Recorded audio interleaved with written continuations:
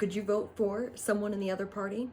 I want to encourage people in this election and all elections to get on your local Board of Elections website, get the sample ballot, and do your own research on the candidates. Find out what they stand for and pick a few key races, even one key race if you'd like to, and see if you could vote for someone on the other party. Just try it, because even doing this research and approaching it this way will help us to see the people, the candidates on our ballots, as humans with voting records versus simply party representatives.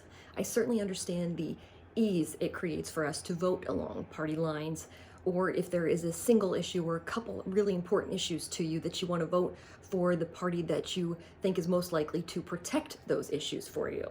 But in our local elections, which most of us are having this Tuesday, it is easier to consider the other candidates, because the issues aren't as partisan and they're much more reflective of what we need in our locales, in our states, in our counties, in our hamlets or wards or communities or villages or towns or cities. I also understand that in our current system setup, it can be hard to find a candidate from either party that represents you enough in order to vote for them. George Washington warned us about the political party system because of the extremes that it creates that don't represent the majority of us. This is one way that I feel like we can at least try to negate the challenges that have come upon us from this two-party system.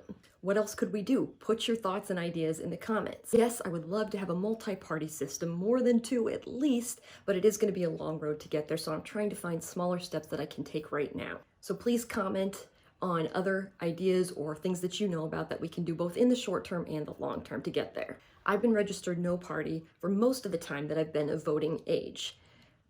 I was first registered with one party, however, and then I started to realize that there were multiple issues that I agreed with the other party while still agreeing with my original representation of choice. So I found myself without a party that really represents me. I agree and disagree with several things on both parties' platforms. What I'd like is a multi-party system that allows us to be better represented and therefore better able to negotiate amongst those differing views and find solutions that we're all comfortable with, or at least that we can live with. We get some wins, we acquiesce on others, etc. In a world where we are using a lot of tools to help us gather info, let's still make sure we can think for ourselves.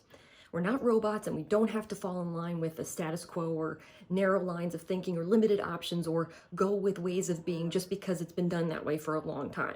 Now, one common reason that people don't do a lot of research on the candidates on the ballot is because it would be time consuming, but now we do have AI, so use that tool to gather information, let it scour the web to understand voting records and comments and anything else of public record, because AI tools can gather that information exponentially faster than we can. But then we can still think it through and make a decision for ourselves based on our priorities as a citizen of our country, our state, our county, our city, our town, our local community. Also, look at your local news outlets. My county, the local newspaper, did an amazing piece where it went through every candidate on the ballot, gave a little bit of a bio of each, and also asked them the same series of questions so you could make direct comparisons of the answers that each candidate provided. So get your sample ballot from your local board of electors, conduct your research, use AI to scour the web for you, check your local news media outlets for key summaries or summaries of all the races if possible. Then try basing your decisions based on your priorities, not political parties. I'm going to end with a few quotes from George Washington's farewell address where he had talked about the dangers of creating a party system. And I encourage you to read the full address yourself. I'll put the link in the description.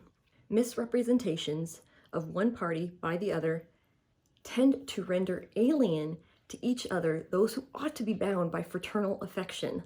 One of the expedients of the party to acquire influence is to misrepresent the opinions and aims of the other.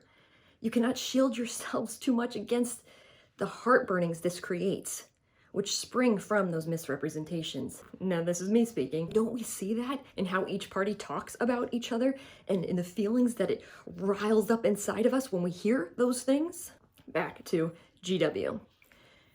He goes on to write that a party system serves to organize faction, to give it an artificial and extraordinary force, to put in the place of the delegated will of a nation the will of a party, often a small but artful and enterprising minority of the community, and according to the alternate triumphs of different parties, to make the public administration the mirror of the ill-concerted and incongruous projects of faction, rather than the organ of consistent and wholesome plans digested by common councils and modified by mutual interest. Now, that last line is the type of government that I want, a consistent body that takes the desires of the entire people that they represent, it digests their plans and their ideas, and it modifies them for our mutual interests instead of this shit show that the two-party system has created for us.